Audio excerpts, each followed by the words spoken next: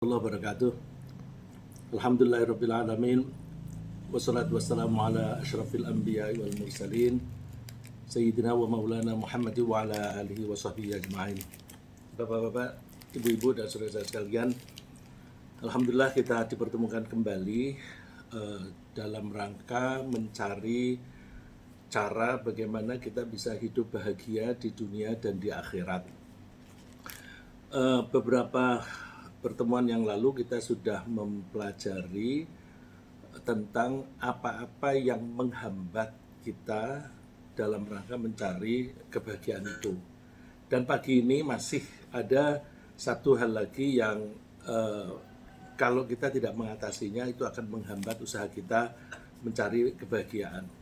Jadi kita pelajari ayat-ayat Al-Quran mana yang menjadi peringatan bagi kita. Ya, peringatan jangan sampai kita terjerumus di situ. Nanti kalau terjerumus di situ kita tidak jadi bahagia.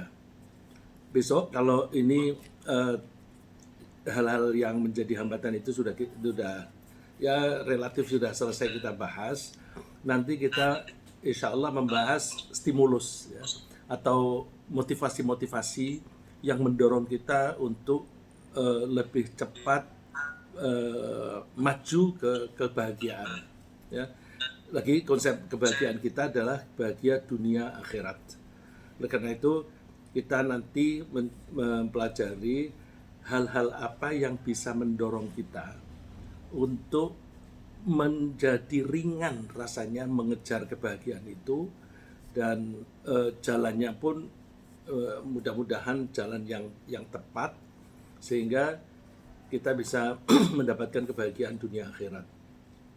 Sebenarnya kebahagiaan akhirat itu dulu sudah pernah kita bahas, adalah bahwa ketika kita bisa hidup tentram dan damai. Ciri khas itu berlaku untuk di dunia dan di akhirat. Jadi ketika di akhirat, kalau kita sudah merasa hidup tentram dan damai, itu artinya sudah ada di surga.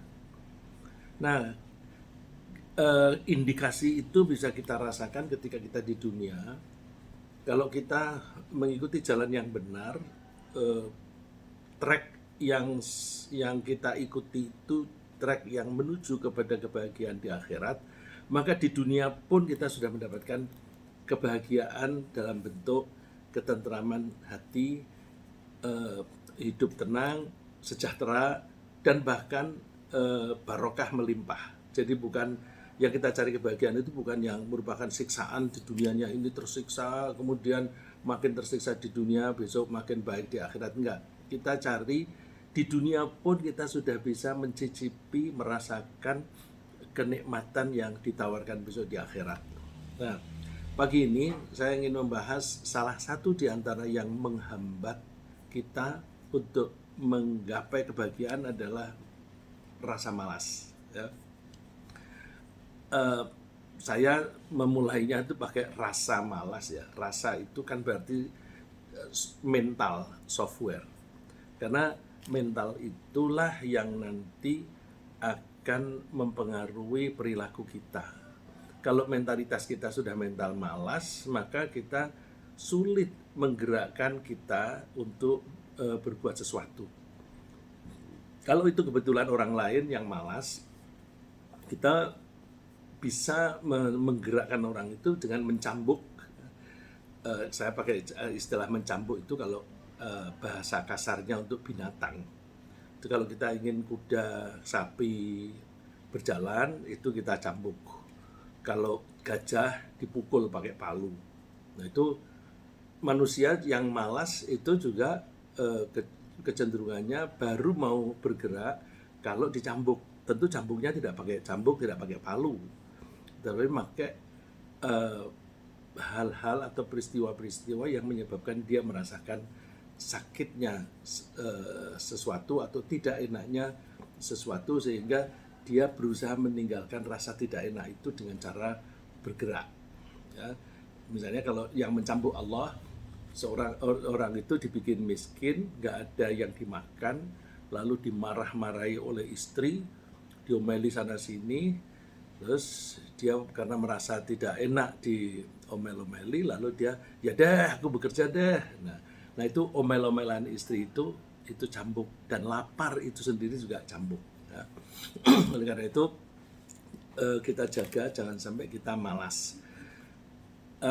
Rasa malas itu, jadi kalau dengan demikian berarti rasa malas itu penyakit yang bisa menghambat seseorang untuk menggapai kebahagiaan, baik kebahagiaan di dunia maupun di akhirat. Oleh karena itu, pertama-tama kita mohon kepada Allah agar kita dilindungi dari rasa malas. Kita diajari oleh Rasulullah SAW, sebagaimana dikutip oleh Anas bin Malik, bahwa Rasulullah itu suka berdoa, Allahumma inni a'udzubika minal ajzi wal kasali wal jubni wal harami. Hadis itu masih ada tambahannya lagi, tapi agar kita bisa fokus, saya ambil sepotong ini. Ya, Allahumma, wahai Allah, inni a'udzubik, sungguh aku mohon perlindunganmu, minal ajzi, dari ketidakmampuan. Al ajzi itu mau mengerjakan ini tidak bisa, mengerjakan itu tidak bisa. Kebalikan dari ketidakbisaan itu apa? Terampil, kuat, dan sebagainya. Jadi mohon perlindungan kepada Allah agar dijauhkan dari ketidakbisaan, ketidakmampuan. Artinya kita mempunyai dorongan untuk aku harus bisa ini, harus bisa itu, sehingga bisa mengatasi masalah. Ya. Wal kasali, dan mohon perlindungan dari rasa malas. Nanti kita definisikan rasa malas itu apa. Wal jubni, dan sikap pengecut. Jubni ini tidak persis sama dengan tidak berani. Kalau kita menghadapi harimau di depan kita, terus kita lari, itu lari kita itu takut, bukan fear ya, bukan dalam bahasa Arab itu khauf, takut. Yang kita mohon perlindungan ini al-jubni itu takut yang tidak perlu. Itu namanya al-jubni. Takut yang nggak perlu. Kita bisa kok. Tapi kenapa nggak mau jalan? Mungkin karena malu, mungkin karena nggak enak dan sebagainya. Terus ragu-ragu, aku bisa apa enggak. Nah itu kita mohon perlindungan dari Allah. Terus wal harami, dan degenerasi ya, degeneratif. Jadi al-haram itu tua. Tapi yang dimaksud tua ini adalah lemahnya orang tua, dan menjadi lemahnya itu lemah fisik, lemah pikiran. Mungkin bisa digambarkan dengan pikun ya. Jadi al-harami itu kepikunan. Kita mohon perlindungan kepada Allah jangan sampai kita itu sampai pikun. Boleh kita misalnya Allah memberi kita umur sampai 100, alhamdulillah, tapi tidak pernah pikun gitu. Jadi itu yang kita mohon dari Allah. Tapi poin kita di sini salah satu dari 4 itu yang kita mohon perlindungan, yaitu al-kasali, rasa malas. Siapa sih orang yang disebut malas? Saya mencoba mendefinisikan dengan mencocokkan pengertian di Al-Quran maupun di yang lain kehidupan sehari-hari. Ya. Seseorang disebut malas bila ia tidak mau menggunakan kapasitasnya, tidak mau menggunakan fasilitas yang ada, dan tidak mau memanfaatkan kesempatan yang ada untuk mengatasi masalah yang ia hadapi, dan memanfaatkannya untuk meraih kemajuan. Jadi begini, kita itu oleh Allah diberi setidaknya 3. Ya, pertama kapasitas. Kita diberi kekuatan, diberi ilmu, diberi kecerdasan, diberi keterampilan dan sebagainya. Itu kapasitas. Dan kapasitas itu karakternya bisa ditingkatkan. Ya. Tapi bisa juga dibiarkan idle. Kalau dibiarkan idle itu berarti nganggur. Ya kalau nganggur itu dilihat apakah itu malas atau bukan. Ya. Kalau nganggurnya karena tidak ada kemauan, yaitu malas. Yang kedua, kita juga diberi oleh Allah fasilitas. Kita tuh diberi resources berupa misalnya yang menjadi milik kita harta, yang tidak menjadi milik kita tapi kita boleh memakainya itu misalnya tanah atau bumi yang luas ini. Kita mendapatkan jabatan, ya, mendapatkan jabatan itu termasuk fasilitas karena kita bisa menggunakan jabatan sebagai alat untuk mencapai suatu tujuan. Terus yang ketiga kesempatan. Nah kesempatan ini hanya Allah yang bisa memberi. Kesempatan itu minimum adalah waktu. Ya. Makanya Allah akan bersumpah menggunakan waktu. Wal asri innal insana lafi khusrin illa alladziina amanu wa 'amilus shalihat dan seterusnya. Demi masa semua manusia. Innal insana, al insan, alnya di situ artinya makrifat yang berarti semua yang masuk jenis itu. Jadi semua manusia itu rugi kecuali orang yang beriman dan beramal soleh. Nah, beramal soleh itu berarti orang itu tidak malas. Ya. Ini orang tidak akan bisa amal soleh kalau tidak malas. Nah, supaya bisa amal soleh itu ya harus ada kapasitas, harus ada fasilitas, dan ada kesempatan. Kesempatan misalnya kita punya duit yang cukup banyak, kita sehat, tapi mau pergi haji nggak bisa karena Saudi menutup negaranya, kerajaannya dari orang-orang pendatang pada masa musim COVID ini misalnya. Nah, itu berarti kesempatannya tidak ada. Nah, jadi saya ulang lagi, seorang disebut malas bila ia tidak mau menggunakan kapasitas, fasilitas, dan kesempatan yang ada untuk mengatasi masalah. Ada dua hal ya, satu mengatasi masalah yang sedang dihadapi dan memanfaatkannya untuk meraih kemajuan. Jadi ada dua hal, mengatasi masalah, kita punya masalah apa itu diatasi, dan kita mesti selalu berusaha untuk memajukan diri. Nah, bukankah kita dianjurkan bahwa hari ini harus lebih baik dari kemarin, besok harus lebih baik daripada sekarang. Itu berarti improvement. Jadi kita orang mukmin harus selalu berusaha improve, maju begitu. Ya. Jadi penggunaan itu untuk mengatasi masalah. Kalau ada orang tahu punya masalah tapi tidak mau menyelesaikannya padahal dia bisa, itu malas. Ya, saya suka ngasih tahu kepada wartawan junior begitu. Dia menulis artikel yang butuh background. Saya tanya, kenapa nggak ada backgroundnya? Orang kan tidak tahu tulisanmu ini, statement ini penting atau tidak. Ya dia belum nyari katanya. Nah kalau kamu mau menulis ada problem bahwa kamu tidak mengetahui backgroundnya, kamu harus mencari informasi itu. Zaman sekarang ini gampang sekali mencari background information. Nah, kalau tidak mau ngambil berarti malas. Kalau misalnya Alhamdulillahi Rabbil Alamin, apa ya artinya Rabbi di situ? Wah, nggak tahu aku. Itu problem. Bahwa aku ingin memahami ayat Alhamdulillahi Rabbil Alamin, kok ada satu kata yang aku nggak tahu. Buka kamus, buka tafsir. Kalau nggak tahu bilang, wah nggak tahu itu. Kemudian dia diam aja, malas itu. Jadi orang yang malas itu nggak mungkin maju deh.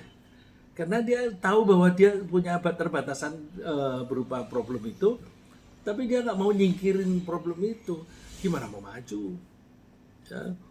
Terus juga memanfaatkan untuk kemajuan. Jadi kita itu misalnya punya rezeki yang untuk makan sehari-hari bisa dihemat. Kemudian kita punya anak kepingin kuliah yang bagus. Aku mau kuliah mempelajari masalah hukum agama misalnya di syariah.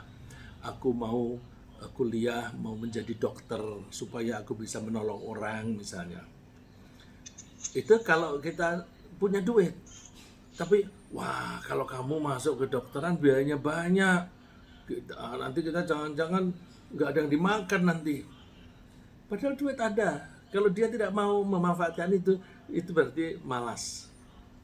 Cuma nanti kita lihat begini.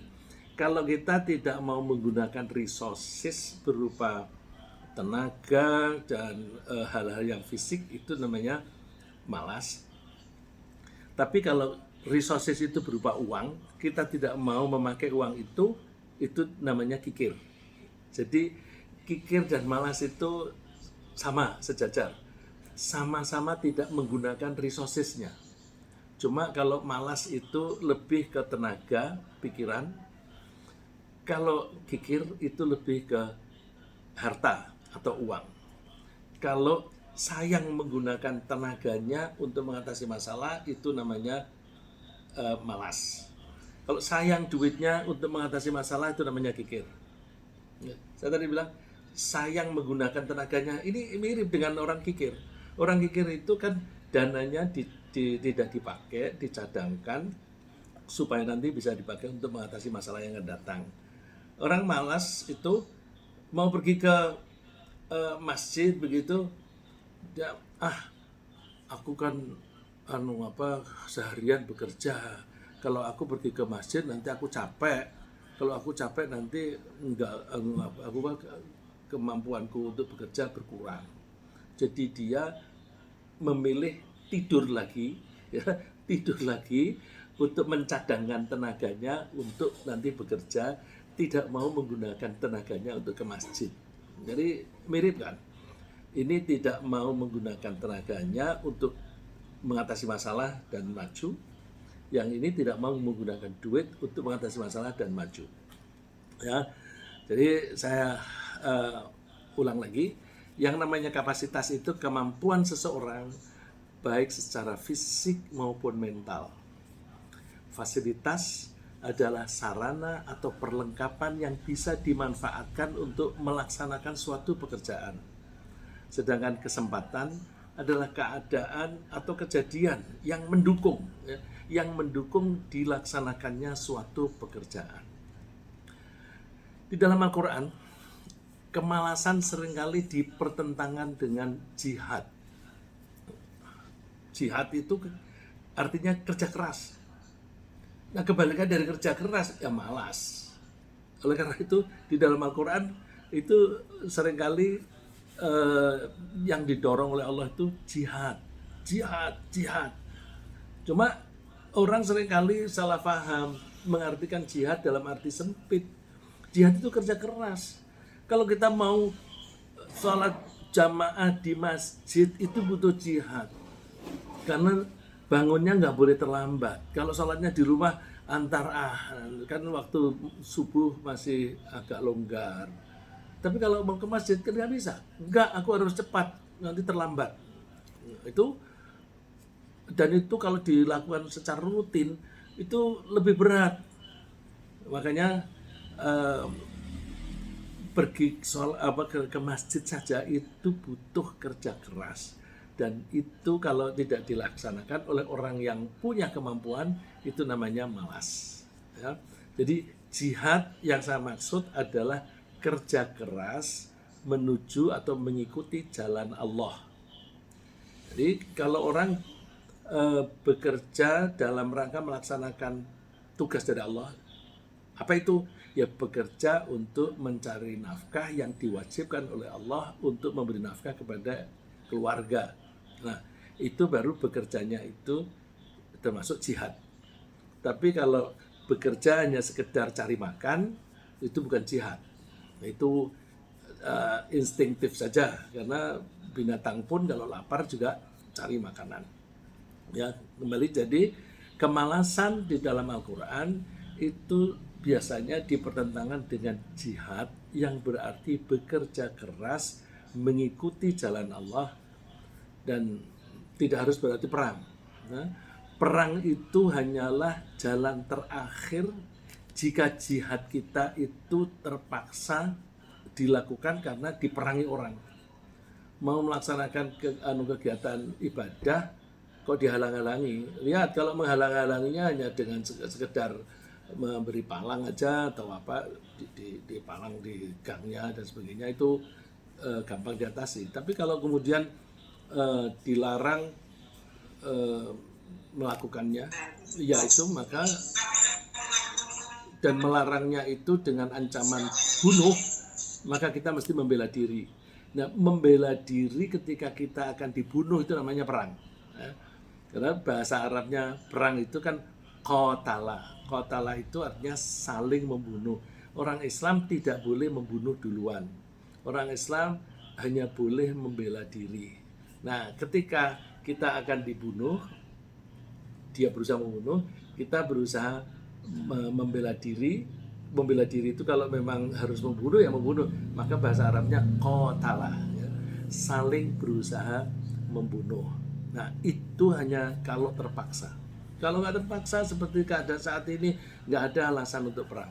Nah, jadi pokoknya sementara ini kalau kita bilang jihad, tidak ada hubungannya dengan perang. Ya, sementara ini, karena kondisinya seperti sekarang ini tidak ada tuntutan untuk itu.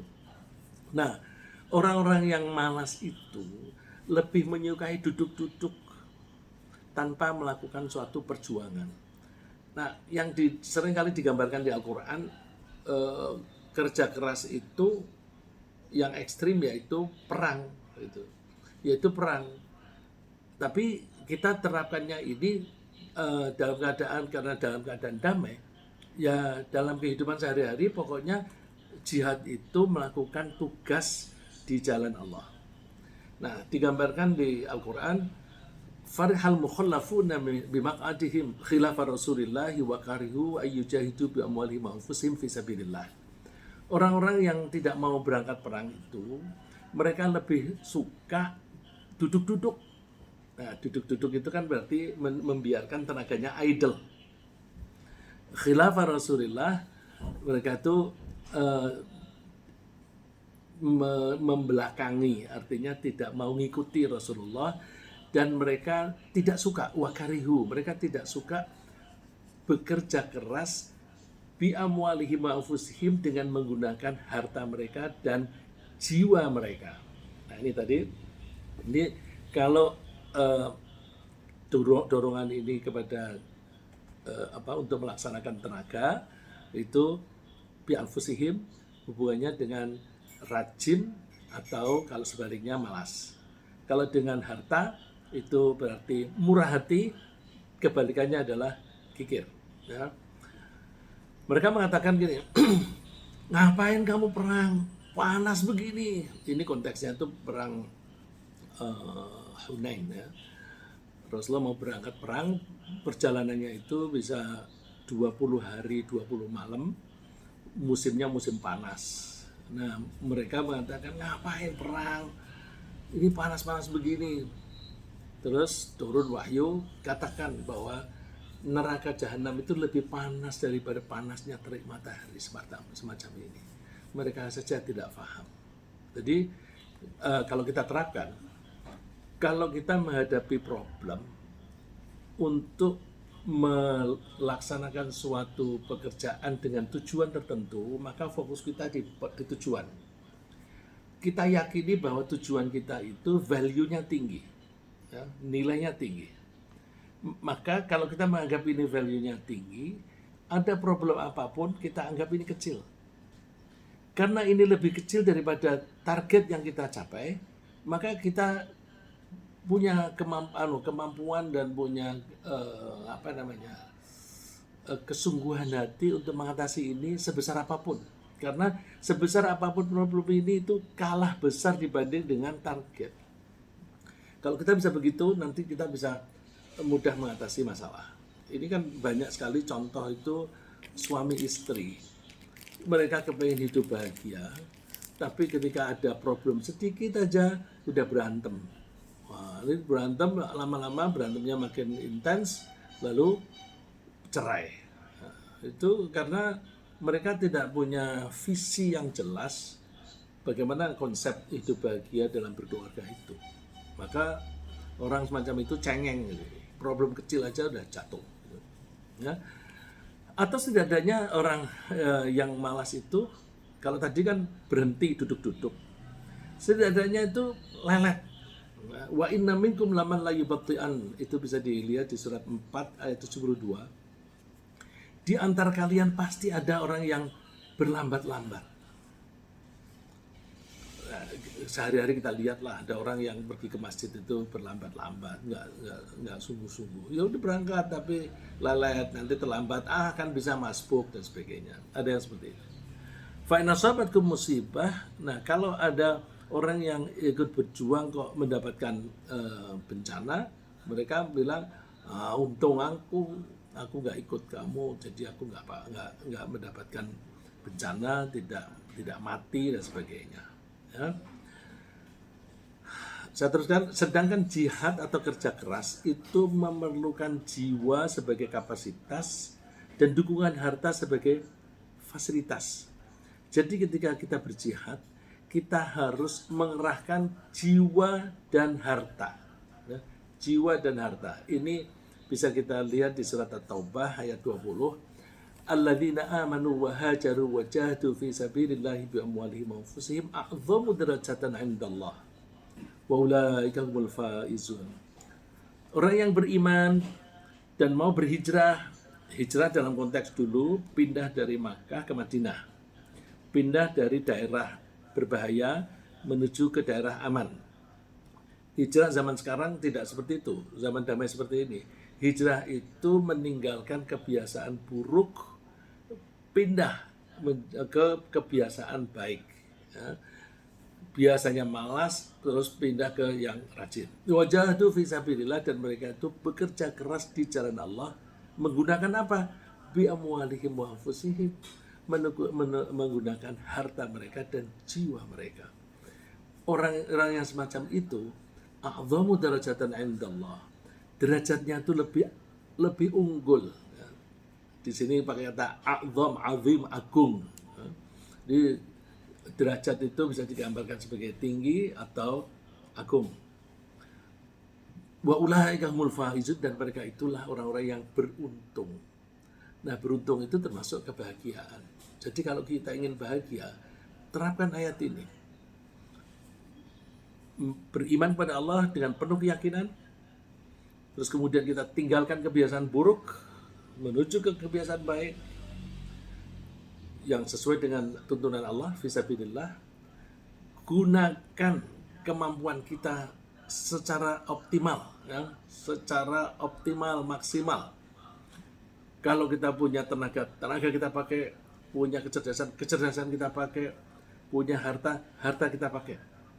Ya. Kalau kita bisa semacam itu, maka insya Allah kita bisa meraih kebahagiaan dunia dan akhirat.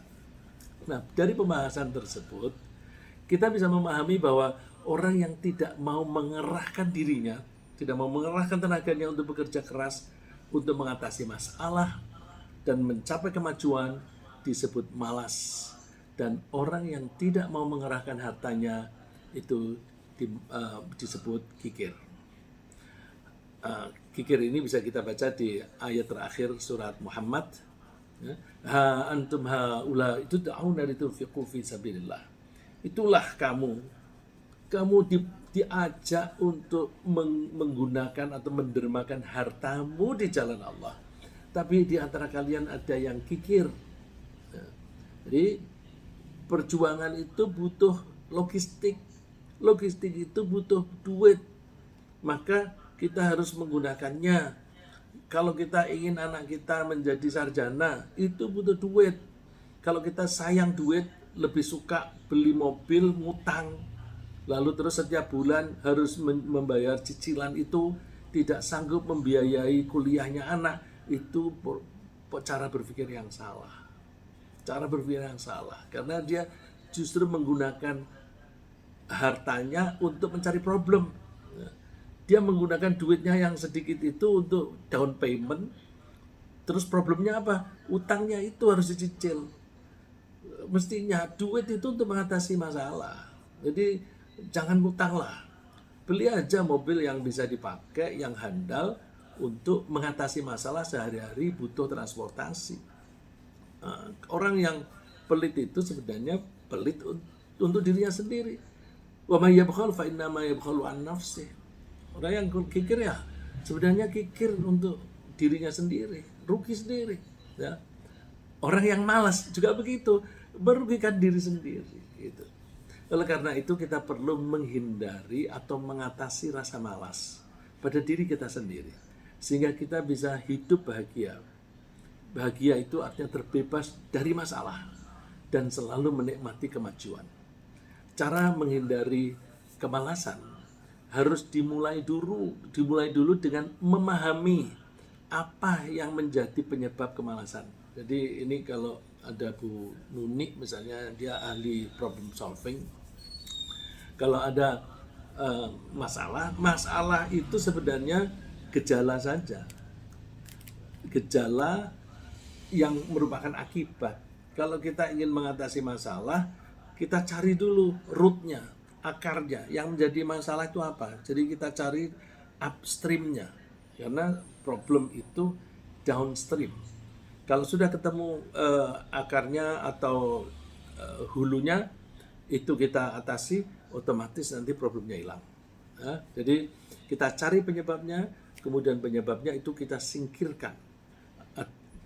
Dan dengan demikian maka kita menjadi mulus lagi dalam mengatasi dalam melaksanakan tugas kita.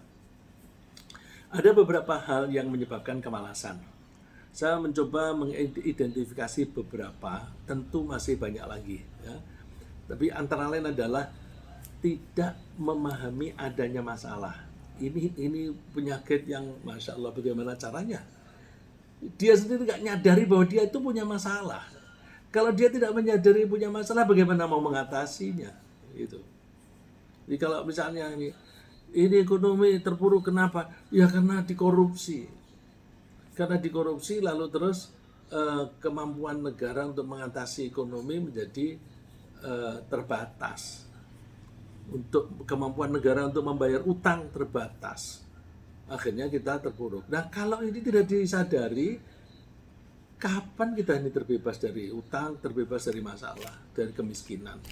Ya nggak akan teratasi karena kita sendiri tidak memahami problem itu. Ya. Misalnya yang dalam kehidupan sehari-hari, seorang lelaki menikahi wanita yang kebetulan mempunyai kekayaan dari orang tuanya, dapat warisan, atau kekayaan dari hasil kerjanya. Lelaki ini merasa nyaman bisa tinggal bersama istri yang tanpa harus bekerja. Ini yang orang Jawa suka bilang numpang urip, ya, numpang hidup. Dan kebetulan istri tersebut sangat pemaaf, sehingga tidak mempermasalahkan suami tidak bekerja. Ada wanita yang semacam ini, ya udah biarin aja lah. Dia bisa mengerjakan tugas pekerjaan dan di rumah dan sebagainya, bisa tunggu di rumah, aku aja yang kerja dan sebagainya. Itu wanita itu pemaaf. Bila keadaan ini berlangsung terus-menerus, lelaki ini akan makin malas. Karena makin lama dia menganggur, dia makin sulit mencari pekerjaan dan makin tidak terampil. Ya. Dia selama ini tidak tergerak untuk bekerja mencari penghasilan karena ia tidak menyadari bahwa sebenarnya ia menghadapi masalah yang ia tidak tahu. Apa itu? Menumpuknya dosa. Dia tidak sadar bahwa suami yang tidak mau memberi nafkah kepada istri itu sama dengan dia tidak melaksanakan kewajiban. Kalau dia tidak melaksanakan kewajiban, yang namanya wajib itu kan kalau dilaksanakan dapat pahala, tapi kalau tidak dilaksanakan dapat dosa. Seperti sholat. Sholat zuhur itu wajib. Kalau dijalani dapat pahala, kalau tidak dijalani dosa. Memberi nafkah kepada keluarga itu wajib. Kalau ada laki-laki yang merasa nyaman numpang hidup pada istri, dia nggak sadar bahwa tiap hari itu dia dosa. Jadi dosanya menumpuk setiap hari. Akibatnya ia tidak bisa melaksanakan kewajiban memberi nafkah kepada anak dan istri seperti firman yang dianjurkan oleh Allah, ar-rijalu qawwamuna 'alan nisa'i bima faddalallahu ba'dahum 'ala ba'd wa bima anfaqu min amwalihim. Ini orang seringkali salah paham karena terjemahannya nggak pas. Ya. Laki-laki di situ dianggap laki-laki secara umum, terus qawamun diartikan pemimpin, bahwa laki-laki itu pemimpinnya perempuan. Lalu terus karena pemimpin laki-laki itu di rumah mentang-mentang meskipun dia tidak memberi nafkah maunya menang sendiri. Atau diterapkan di politik hanya laki-laki yang boleh jadi presiden. Itu politisasi. Padahal maksudnya ar-rijal di sini konteksnya adalah suami. Jadi bisa diartikan para suami adalah pendukung para wanita, pendukung para istri dengan menggunakan karunia yang diberikan oleh Allah, lalu diberikan kepada pihak yang lain yaitu istrinya.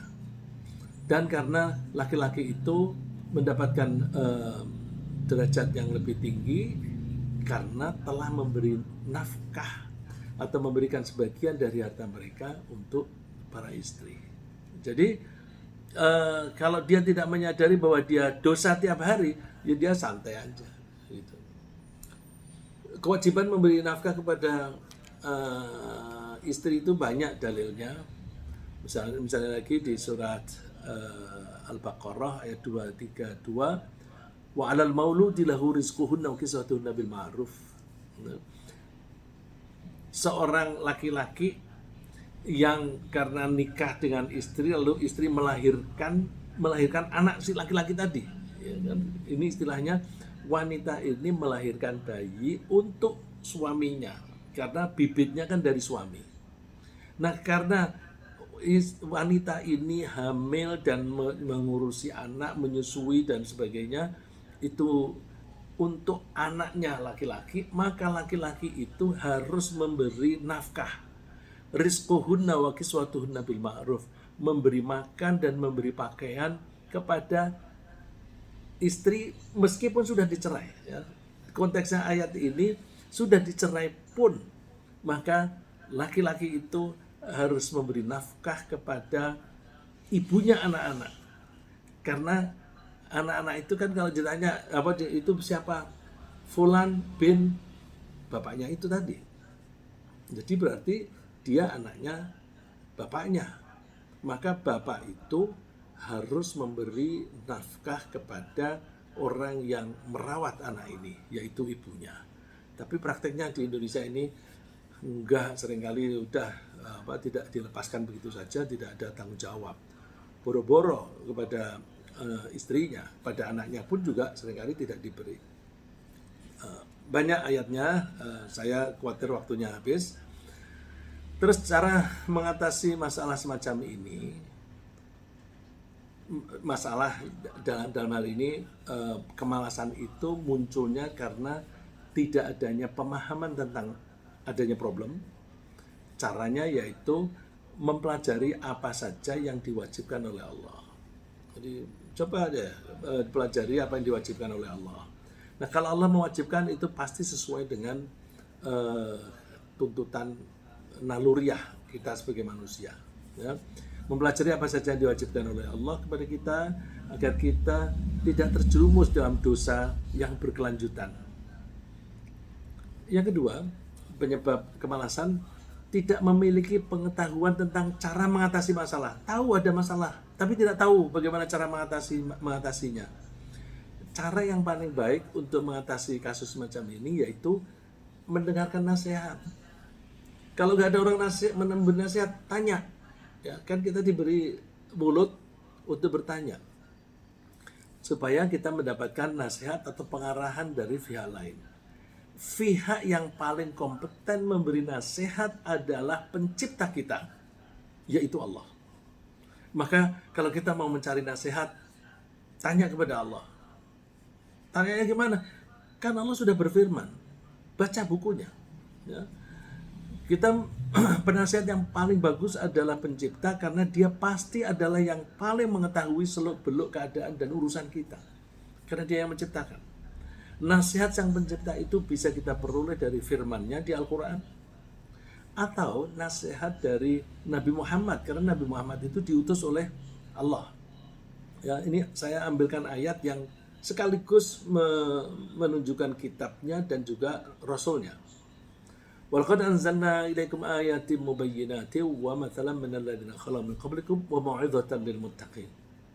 Ini Al-Qur'an dari Allah, tapi ini kan disampaikan oleh utusannya. Jadi ia mendengar, ia membaca firman Allah atau mendengarkannya juga sambil mendengarkan penjelasan dari utusannya. Yang artinya kita juga membaca hadis. Sungguh kami telah turunkan kepada kalian ayat-ayat yang jelas, yang keterangannya itu jelas. Wa mathalan minal ladzina khalu min qablikum, dan juga percontohan generasi yang lebih dahulu. Jadi di dalam Al-Qur'an itu diceritakan oleh Allah kasus-kasus generasi yang terdahulu. Supaya apa? Supaya kita paham. Karena banyak orang yang tidak bisa belajar dengan teori. Nah, karena tidak bisa belajar dengan teori, oleh Allah diberi kasus-kasus di situ. Jadi ada kasus baik, ada kasus buruk. Yang baik diambil, yang buruk kita tinggalkan. Ini kalau dalam kursus manajemen itu biasanya ada studi kasus atau pelaku pengusaha didatangkan untuk cerita success story. Kok bisa berhasil itu, bagaimana kok bisa sukses. Tentu ketika dia cerita tentang kesuksesannya, diceritakan juga bagaimana dia mengatasi masalah gitu. Jadi dengarkan orang lain. Kalau kita tidak mau mendengarkan orang lain, ya susah maju. Karena yang kita miliki ya seperti ini. Kalau seperti ini terus ya hidup kita sampai besok ya begini-begini terus. Kalau begini-begini terus ya nggak maju-maju. Kalau kepengen maju, jangan dibiarkan pengetahuan kita hanya begini terus. Tambah ya dengan belajar ya, mendengarkan dan membaca dan mengamati supaya kapasitas kita makin hari makin meningkat ya. Dan Rasulullah itu juga pendidik kita. Coba firman Allah di surat Al-Baqarah ayat 151 ya. Kama arsalna fiikum rasulan minkum yatlu 'alaikum ayatina wa yuzakkikum wa yu'allimukumul kitaba wal hikmah wa yu'allimukum ma lam takunu ta'lamun. Sebagaimana kami telah utus kepada kalian seorang utusan di antara kalian sendiri, tugasnya apa? Membaca ayat-ayat kami. Jadi firman-firman Allah dibacakan.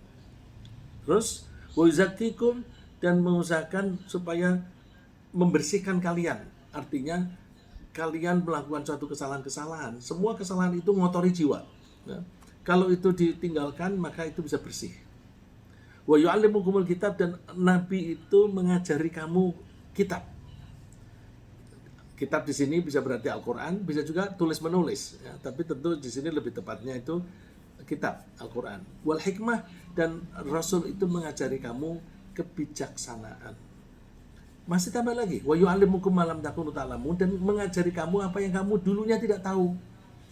Rasulullah itu meskipun tidak sekolah, dia lebih pintar daripada orang siapapun, bukan hanya orang pada zaman itu. Dibanding dengan kita pun, Rasulullah itu lebih pintar. Maka pesan-pesan Rasulullah itu tetap selalu relevan dengan kita. Kita jangan pernah mengatakan Rasulullah itu ketinggalan zaman yang hidup 14 abad yang lalu. Enggak. Kalau misalnya Rasulullah itu memberikan definisi yang sederhana, definisi yang sederhana itu diuraikan dengan cara yang gampang dimengerti oleh orang zaman itu, tapi orang pada generasi yang akan datang itu bisa paham. Nah, misalnya contoh yang kecil ya, Rasulullah bilang kiblat itu antara timur dan barat. Karena Madinah itu ada di utaranya Makkah. Maka udahlah pokoknya kamu hadap ke selatan. Selatan itu mana? Pokoknya antara timur dan barat. Miring ke kanan, miring ke kiri, gak usah dipikirin. Terus orang sekarang, nah kita kan sekarang sudah punya Kompas. Sekarang kita kan punya Google dan sebagainya. Jangan gitu. Rasulullah itu lebih pintar daripada kita. Kan tidak semua orang punya Kompas. Tidak semua orang punya Google. Punya HP yang canggih, pergi tempat yang remote, nggak bisa itu dipakai itu Google-nya, karena nggak ada sinyalnya di situ. Nah terus kalau sahnya itu harus yang tepat, repot. Jadi ibadah itu nggak usah dipersulit deh. Udahlah, pokoknya kalau di Indonesia ini menghadap ke barat, miring ke kanan, miring ke kiri, masjidnya itu nggak pas, nggak apa-apa, nggak usah digeser-geser. Itu sudah sesuai dengan definisinya Rasulullah. Itu bukan karena Rasulullah bodoh, tapi Rasulullah mengajari supaya Islam itu, agama itu bisa diterapkan dengan mudah gitu. Lanjut, yang ketiga, penyebab malas itu karena tidak memahami adanya nilai atau value yang tinggi pada hal-hal yang bersifat rohani dan kehidupan di akhirat. Banyak orang yang hanya mengetahui hal-hal yang sifatnya materialistik. Yang non materialistik, mental, rohani, itu nggak paham. Ya memang pengetahuan mereka tuh hanya sampai segitu. Yang rohani itu nggak paham. Ya. Misalnya banyak orang tidak memahami bahwa ketentraman jiwa dan surga itu jauh lebih berharga daripada harta. Misalnya ginilah, kalau kita itu sakit, apa misalnya mata kita tidak bisa fokus, kita butuh kacamata, terus lensa itu mahal. Misalnya, oh ini karena karakternya mata ini begini, maka lensanya tidak bisa beli yang murah, harus yang ini karena dia harus bisa dan sebagainya. Terus duit ada, dia sayang duitnya, beli aja yang murah. Dia nggak ngerti bahwa kenyamanan itu penting. Karena kalau kita memakai lensa yang pas, itu kita pakai untuk membaca Al-Quran, itu betah. Tapi kalau lensanya itu jelek, kita baca Quran baru sebentar, udah pedes, perih. Nah, dia nggak paham bahwa membaca Al-Quran berlama-lama itu penting gitu. Nah, jadi dia tidak bisa memahami nilai yang sifatnya rohani. Dia hanya bisa melihat yang materi. Wah, harganya satunya itu, satu pasang itu 5 juta misalnya. Ini 200 sudah dapat. Bedanya masa jauh. Lebih sayang matanya atau sayang duitnya? Duit bisa dicari, mata nggak bisa dibeli.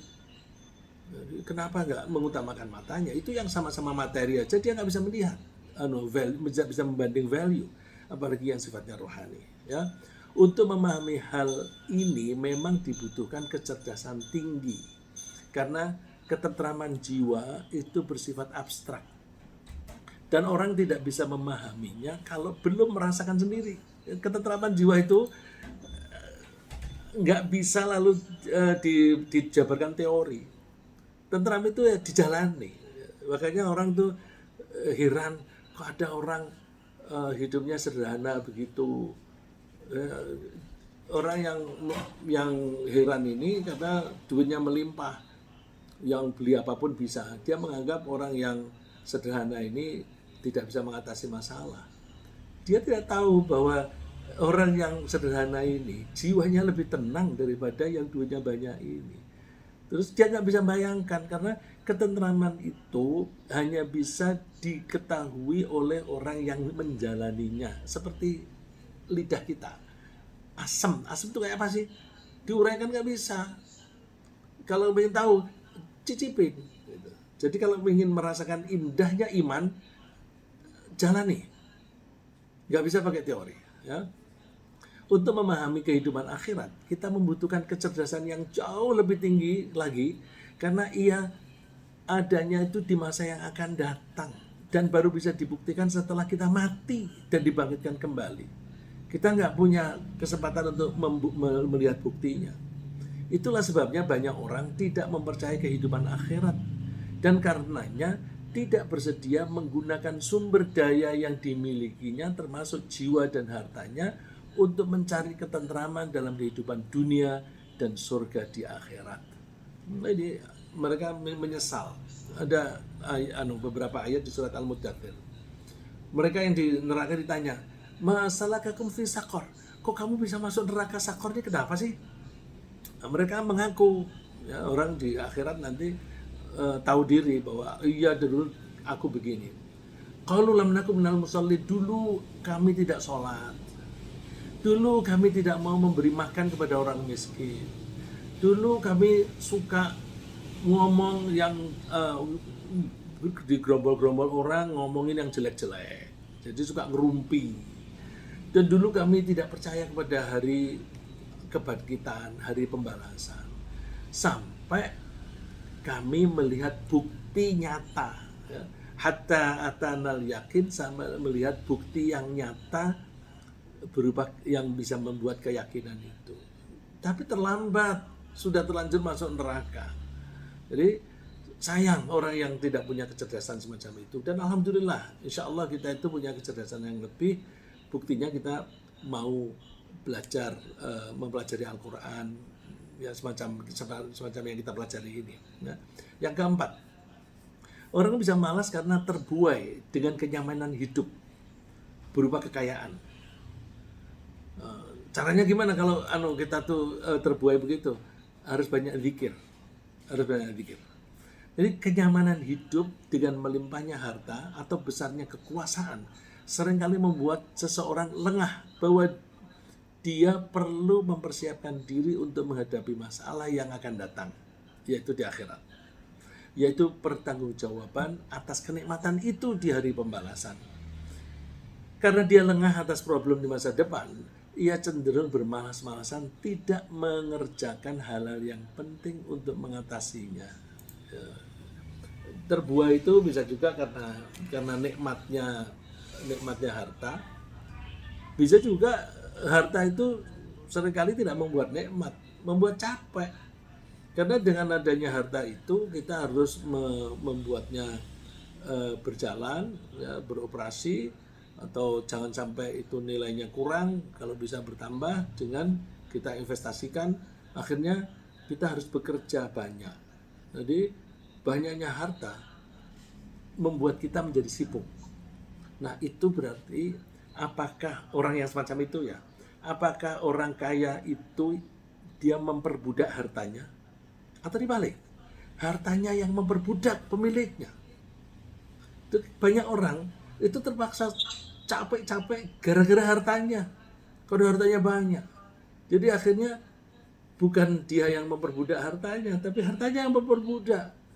Punya mobil 10, bagus-bagus, tiap hari harus ngelapi, udah dibayar pada orang, terus manasin. Jadi tiap hari dia diperbudak oleh mobilnya sendiri yang banyak itu. Jangan sampai kita tuh diperbudak oleh harta kita, ya. Jadi, terus saya coba kutip ayat bahwa orang yang kaya itu bisa terpedaya oleh kekayaannya sendiri. Ini ada dialog orang yang diagung-agungkan di dunia itu ditegur oleh Allah, apakah kamu yang membuat mereka sesat? Mereka jawab, Maha suci Engkau Allah, tidak pada tempatnya kami mengangkat pelindung selain Engkau.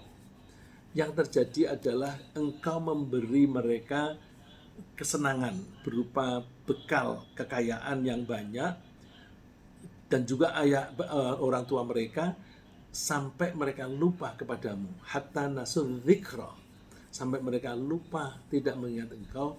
Wa kanu qauman bura, dan sampai mereka itu binasa. Artinya sampai mati mereka itu tidak menyadari itu. Yang kelima, kesombongan. Kesombongan juga seringkali membuat seseorang puas diri dengan pengetahuan yang sudah dimiliki. Karena orang sombong merasa aku sudah pintar. Dengan merasa sudah pintar, malas belajar. Nah, karena dia sudah puas diri dengan pengetahuan yang dimiliki, maka tidak merasa perlu memperhatikan informasi-informasi baru atau pelajaran-pelajaran yang diberikan oleh Allah dalam Al-Quran. Makanya besok di akhirat juga orang ditanya, qad kanat ayati tutla alaikum Dulu ayat-ayatku kan dibacakan kepada kamu. Fakuntum ala aqabikum yang kisud. Lalu kemudian kalian berpaling. Berpaling karena sombong. Ya. Karena sombong sambil mengucapkan kata-kata keji. Ya, dan tidak mau mempelajari Al-Quran. Jadi kita jangan sekali-sekali menjauhi Al-Quran. Yang keenam, mohon maaf tinggal waktunya hampir habis. Orang bisa malas karena lebih tertarik pada kegiatan lain yang kurang bernilai. Karena yang kurang bernilai itu seringkali menimbulkan kesenangan. Ya. Dan kurang tertarik pada Al-Quran yang meskipun dibacakan. Oleh karena itu kalau ada orang baca Al-Quran, dia mungkin dengar tapi sambil main-main, sambil lihat gadget atau main-main yang lain, sehingga dia lalai tidak bisa memahami makna yang terkandung pada ayat yang dibaca. Ya. Ma ya'tihim min dzikrin min rabbihim muhdatsin illa istama'uhu wa hum yal'abuna lahiyatan qulubuhum. Tidak datang kepada mereka suatu ayat Al-Quran pun yang baru diturunkan dari Allah kepada mereka, melainkan mereka mendengarkannya sambil main-main. Ya, besok suatu saat mungkin bisa kita bahas mendengarkan. Mendengarkan itu harus serius. Mendengarkan kalau tidak serius itu suka disebut pseudo listening. Kelihatannya mendengar tapi palsu, ya, tapi semu atau tidak mendengarkan. Orang semacam itu dengar tapi tidak paham. Lagi hati mereka dalam keadaan ya wahum yal'abuna lahiyatan qulubuhum, hati mereka dalam keadaan lalai. Ya. Mudah-mudahan apa yang saya sampaikan ini berguna, mendorong kita untuk mengatasi masalah-masalah. Jangan sampai kita itu malas. Ya. Kita mohon perlindungan kepada Allah dari rasa malas yang menyebabkan waktu dan tenaga kita sia-sia. Ya, malas adalah kebalikan dari jihad yang perlu dukungan jiwa dan harta. Penyebab kemalasan macam-macam, antara lain tidak memahami adanya masalah, tidak mengetahui cara mengatasi masalah, tidak bisa membanding value yang dicari, dan bisa juga karena terbuai oleh kenyamanan hidup, terbuai oleh rasa puas diri dan kesukaan bermain. Ya, semoga Allah menjauhkan kita dari rasa malas dari diri kita dan membangkitkan semangat berjuang pada kita. Amin.